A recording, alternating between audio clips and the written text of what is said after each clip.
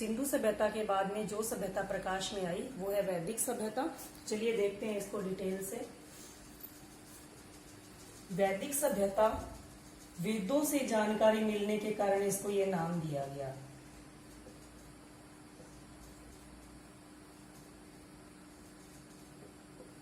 इसका जो time period है वो है 1500 ईस्वी पूर्व से 600 ईस्वी पूर्व। इस टाइम पीरियड में इसको दो काल में बांट सकते हैं, ऋग्वैदिक सभ्यता या ऋग्वैदिक काल और उत्तर वैदिक काल।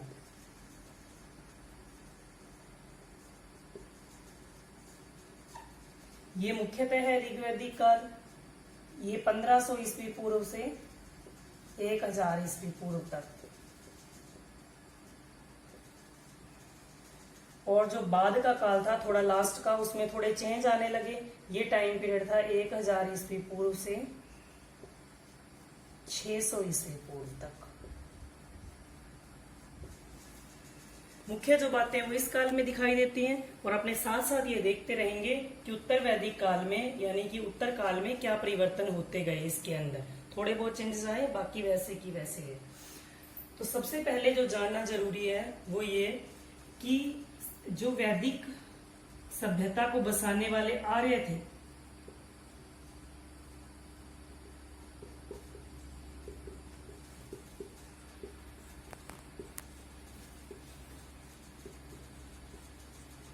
इनका मूल निवास स्थान क्या था।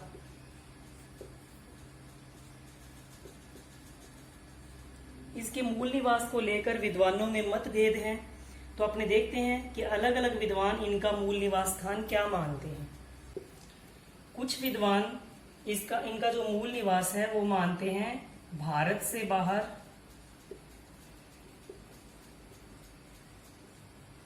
एशियाई देशों में।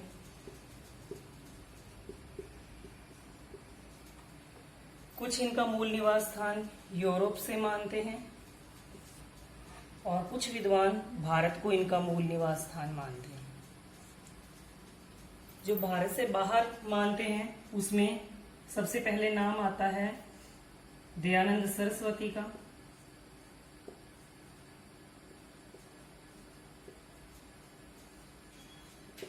ये मूल निवास स्थान इनका मानते हैं तिब्बत। इसके बाद में है मैक्स मूलर। मैक्स मूलर आर्यों का मूल निवास स्थान बैक्ट्रिया में मानते हैं, अर्थात मध्य एशिया में।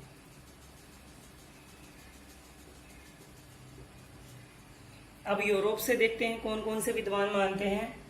इसमें है पेंका और हर्ट। ये जर्मनी को आर्यों का मूल निवास स्थान मानते हैं। इसी तरीके से गाइल्स, ये डेन्यूब नदी घाटी,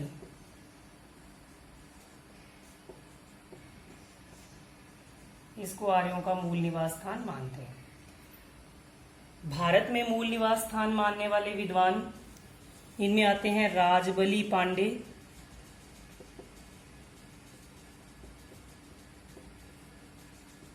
ये मानते हैं कि आर्य मध्य प्रदेश के थे। एल डी कल,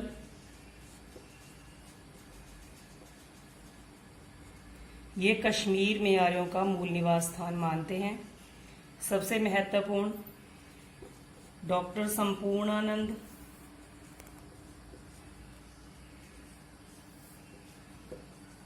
व अविनाश चंद्र दास।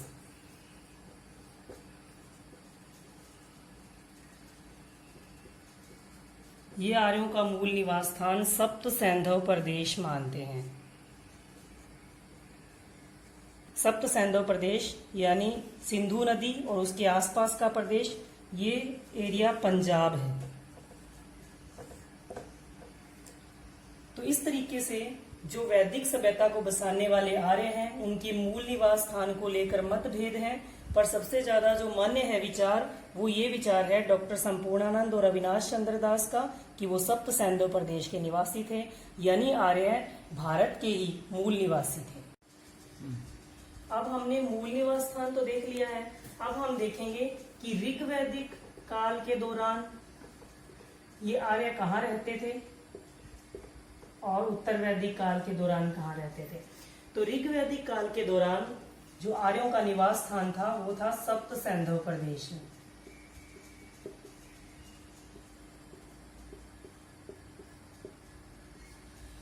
और इनकी जो मुख्य नदी थी वो थी सिंधु नदी,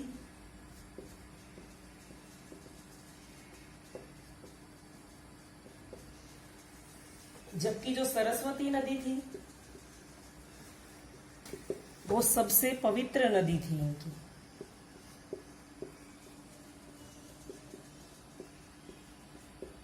और सरस्वती नदी का उल्लेख ही ऋग्वेद में सबसे अधिक मिलता है बाकी नदियों से।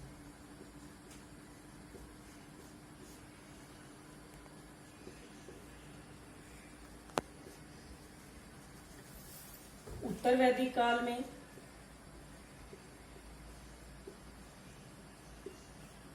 यानी वैदिक सभ्यता के लास्ट में आकर आर्य थोड़ा आगे की ओर विस्तारित हो गए। ये इनका जो निवास स्थान था अब हो गया कुरुक्षेत्र व गंगा यमुना दोआब तक।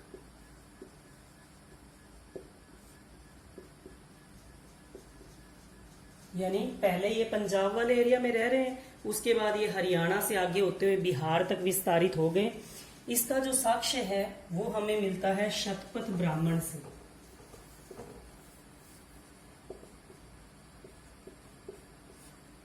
इसमें ये लिखा हुआ है कि विदेग माधव अग्नि को धारण करता हुआ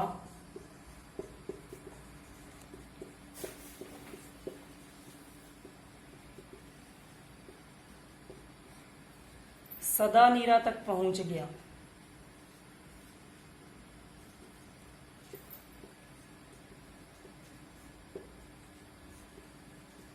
परंतु अग्नि सदानीरा को नहीं जला पाई।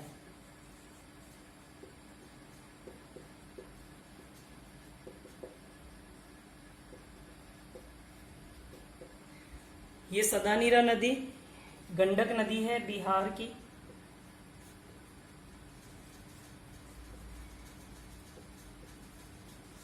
तो इस वाक्य से ये साक्ष्य मिलता है कि जो आर्य थे ये सदानीरा नदी तक पहुंच गए थे बिहार तक, लेकिन इसके आगे नहीं पहुंच पाए क्योंकि यह लिखा है कि अग्नि सदानीरा को नहीं जला पाए। तो इससे इनके विस्तार का पता चलता है। राजनीतिक संगठन, ऋग्वैदिक काल का राजनीतिक संगठन।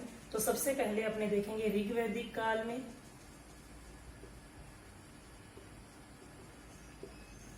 ये संगठन कैसा था, उसके बाद में हम देखेंगे कि उत्तर वैदिक काल में क्या चेंज हो गए। ऋग्वैदिक काल में जो आर्य थे कबीलों में संगठित थे।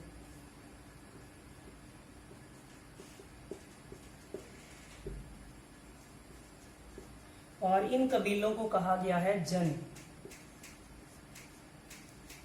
इनकी जो संरचना थी राजनीतिक वो इस प्रकार से थी। पहले आते थे परिवार या कुल।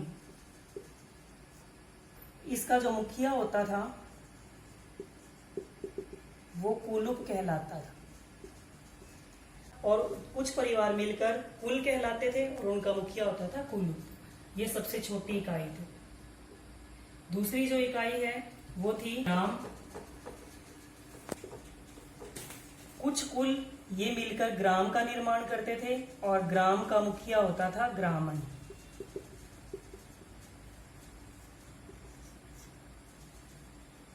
इसके आगे विश। कुछ ग्राम मिलकर विश कहलाते थे।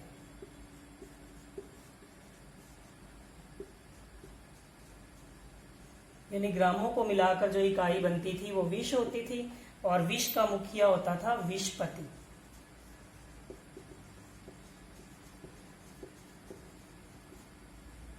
और जो सबसे बड़ी इकाई थी वो थी जन। ये विषयों को मिलाकर बनती थी और इसका जो मुखिया होता था वो था राजा।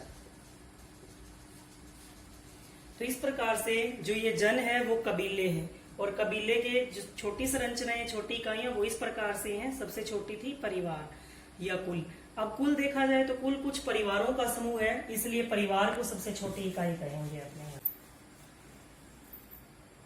ऋग्वैदिक काल में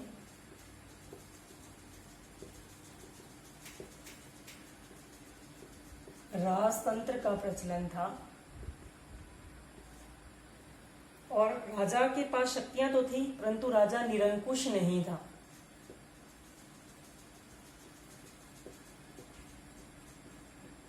राजा की शक्तियों पर अंकुश लगाने के लिए कुछ संस्थाएं थी। अब वो संस्थाएं अपने देखेंगे। ये संस्थाएं थी विदत, सभा और समिति। विदत जो थी वो सबसे पुरानी संस्था थी।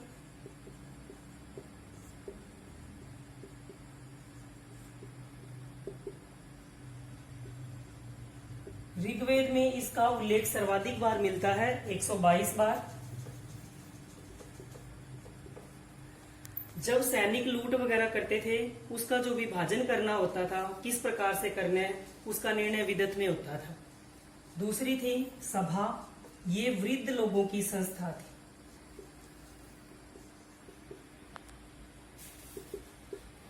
इसको अपने कह सकते हैं अनुभवी लोगों की संस्था।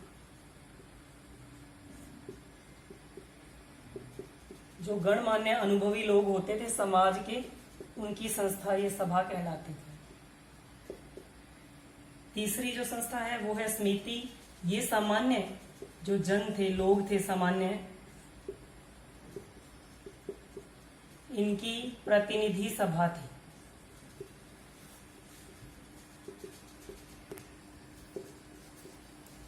समिति के सभापति का नाम मिलता है ईशान, इसका सभापति था।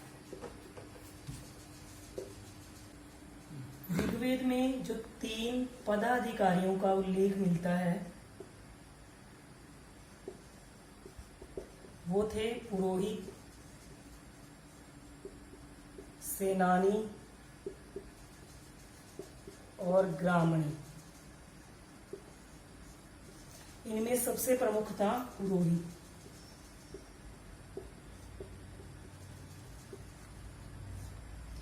ये राजा की विजय की प्रार्थना करता था, युद्ध में भी राजा के साथ जाता था, उसका शिक्षक भी था, मित्र भी था। सेनानी, ये सेना में राजा के आदेशानुसार कार्य करता था।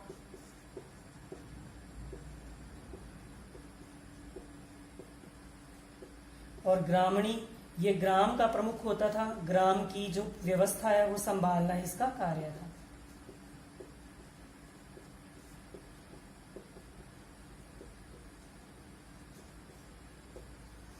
उत्तर वैदिक काल में देखेंगे कि राजनीतिक संरचना में क्या परिवर्तन आए।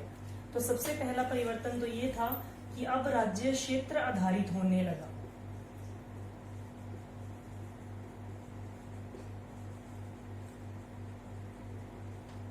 ऋग्वैदिक काल में तो जो राजा था वो लोगों का राजा था, उसका कोई परफेक्ट ऐसे एरिया नहीं था, फिक्स एरिया नहीं था। यहाँ पर इनका फिक्स एरिया होने लगा है, तो क्षेत्र आधारित हो गया राज्य, और इसलिए ये राज्याभिषेक करने लगे। राज्याभिषेक की जो परंपरा है वो उत्तर वैदिक काल में प्रारंभ हुई।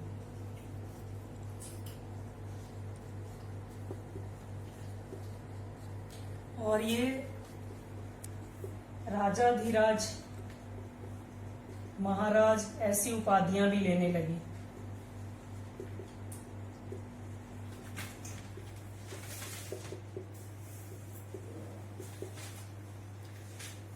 और जो सभा और समिति और विदत 3 संस्थाएं देखी थी, उनमें से सभा व समिति का प्रभाव इस काल में बढ़ गया।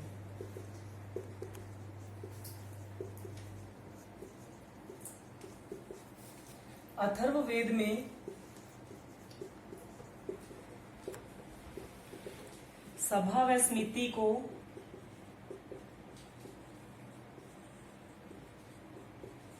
प्रजापति की 2 पुत्रियां कहा गया है।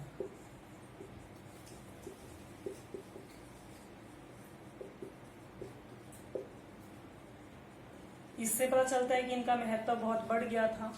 और जो सभा है उसको नरिष्ठा कहा गया है,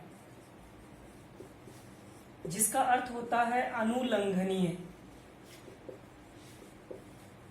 यानी जिसका उल्लंघन नहीं किया जा सकता। इससे संभवतः यह अनुमान लगाया जा सकता है कि स्मृति की तुलना में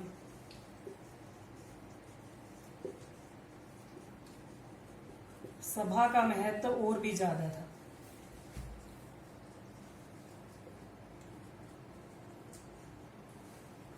अब पदाधिकारियों में जो परिवर्तन हुए वो देखेंगे। ऋग्वेदिक काल में हमने 3 पदाधिकारी देखे थे, पुरोहित, सेनानी और ग्रामणी। तो उत्तर वैदिक काल में ये 3 तो है ही, उनके साथ अन्य और भी हैं जिनको मिलाकर 12 रत्नीन कहा गया है। तो अपने देखते हैं वो 12 रत्नीन कौन कौन से थे। उनमें 3 तो यही थे, पुरोहित, सेनानी, ग्रामणी। इसके अलावा बाकी देखेंगे अपने राजा, युवराज, महिषी यानी रानी या पट रानी जो मुख्य रानी होती थी, और सूत, ये रथ सेना का नायक होता था,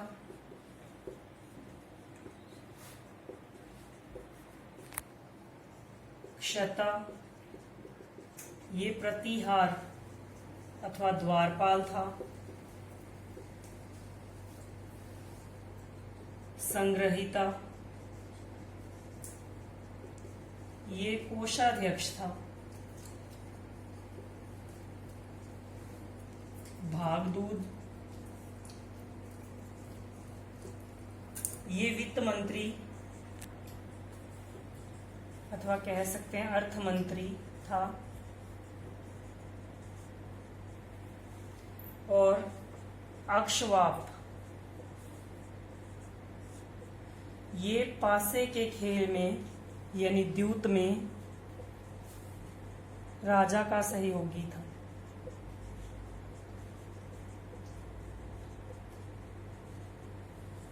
और पालागल,